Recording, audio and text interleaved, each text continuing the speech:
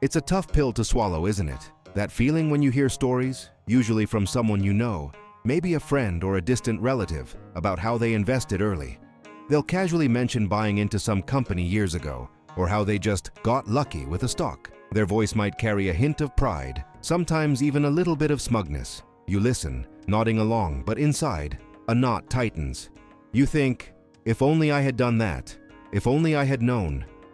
It feels like a club you can't join, a door that's already closed. The worst part is often the reason we tell ourselves it's closed. We've been fed this idea, a really stubborn misconception, that you need a huge pile of money to even start investing. $1,000, $5,000, maybe even more. It's like a secret handshake that only the wealthy know.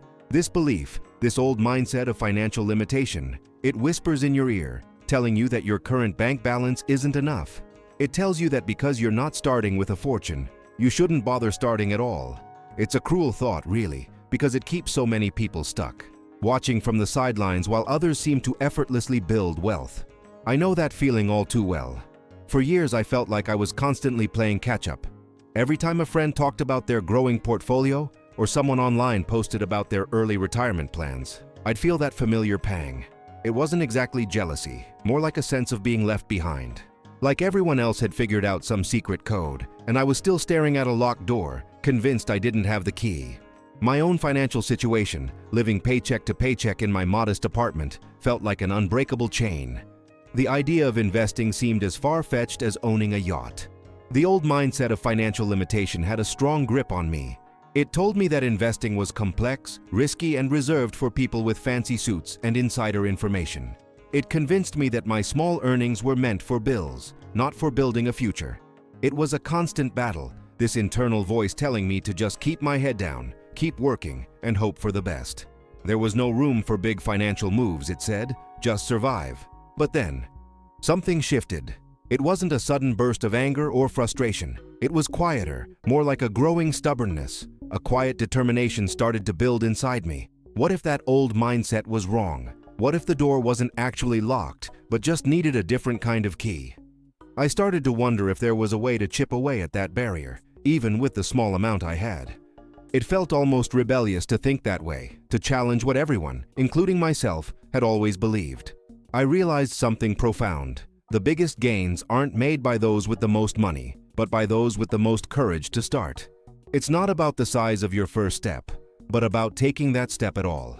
That simple truth became my guiding light. It pushed me to look for answers, to question every assumption I had about money and investing.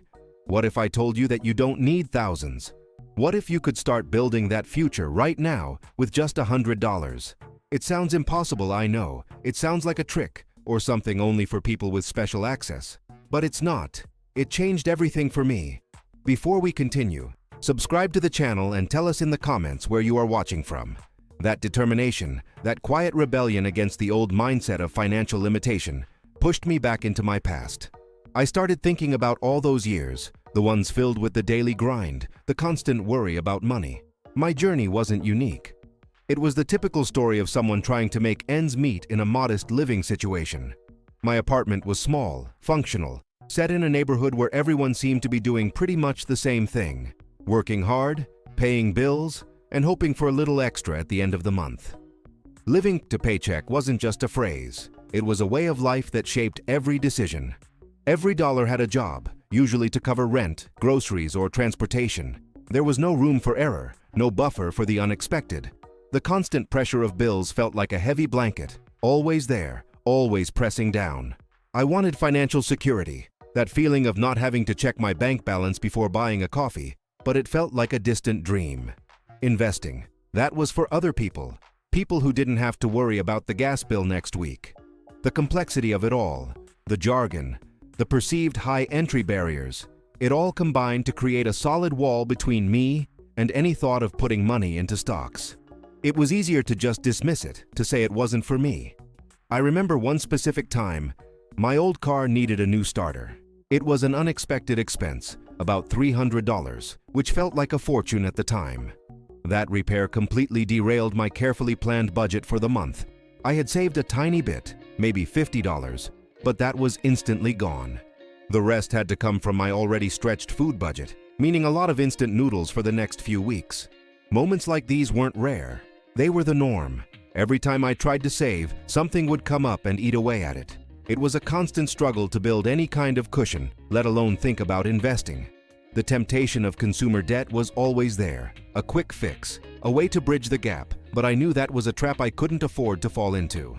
These concrete instances of financial strain just piled up, one after another, making the idea of investing seem utterly impossible. Beyond the big expenses, there were smaller, almost invisible attitudes that slowly eroded my financial confidence. I used to brush off any investment advice I heard, always thinking, "That's for rich people." It wasn't malicious, just a deeply ingrained belief that my financial reality was fundamentally different from theirs. If I got a small bonus at work or a tax refund, my first thought was never to invest it. It was always to spend it, to treat myself, to finally buy that thing I'd been putting off. It felt like a reward for all the hard work, a chance to briefly escape the constant pressure. These small windfalls were quickly consumed, never put to work for my future. I remember feeling overwhelmed by financial jargon too. When someone talked about ETFs or mutual funds, my eyes would just glaze over. It sounded like a foreign language, and I felt too tired, too defeated, to even try to understand it.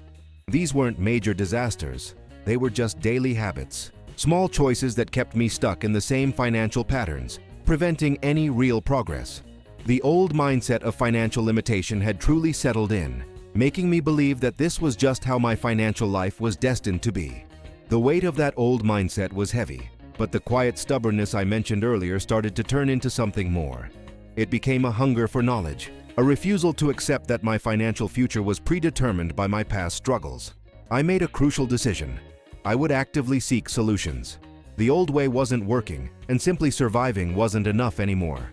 This meant late nights spent researching, poring over articles, and watching countless videos about personal finance. It also meant stepping outside my comfort zone to talk to knowledgeable individuals, people who seemed to understand the world of money in a way I didn't.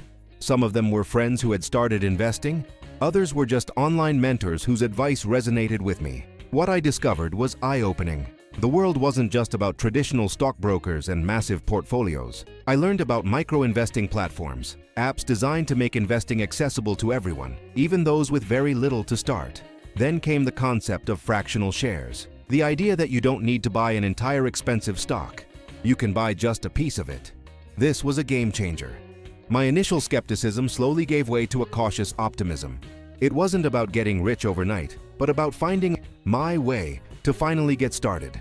The old mindset of financial limitation, which had told me I needed a fortune to begin, was finally being challenged with concrete, actionable information. The practical steps I took were surprisingly simple once I had the right information. First, I chose a micro-investing platform that allowed me to start with a small amount and offered fractional shares. There were a few options, but I picked one that felt user-friendly and had low fees. My first deposit was exactly $100. It felt almost insignificant, a tiny drop in a very large ocean, but it was a start. I then spent time understanding basic investment principles. I wasn't aiming to become a day trader. My goal was long-term growth. Diversification, even with a small amount, became important. Instead of putting all my $100 into one company, I spread it across a few different index funds or ETFs that the platform offered. These funds held a basket of stocks, giving me broad market exposure without needing to pick individual winners. This simple act of putting money into action, of making a conscious choice to invest, created a profound psychological shift. The fear that had held me back for so long began to recede, replaced by a sense of empowerment. I was no longer a passive observer of my financial life. I was an active participant. The old mindset of financial limitation was finally being overcome, not with a sudden burst, but with consistent, deliberate action. I was winning this internal battle, one small, consistent investment at a time. I won't tell you that my $100 turned into $1 million overnight. That's not how real investing works, and it's certainly not what I experienced. What I did gain, however, was something far more valuable: a consistent, accessible investment habit. I started setting aside a small amount each week, sometimes just $5 or $10, and adding it to my initial investment. The power of compounding, even with these small contributions, started to become visible. My portfolio grew steadily. There were ups and downs, of course, but the overall trend was upward. The small gains were significant not just in monetary terms, but in the confidence they instilled. I started looking at my finances differently, seeing opportunities where I once saw only limitations. The anxiety about unexpected expenses lessened because I knew I was actively building a buffer, a future. It wasn't about the size of my account, but the fact that I had an account at all, and that it was growing. The journey wasn't about getting rich quickly. It was about building sustainable habits, understanding the market, and taking control. This shift in perspective, this consistent effort, was the true prize. It taught me that financial freedom isn't about how much you start with, but when you start and whether you dare to begin.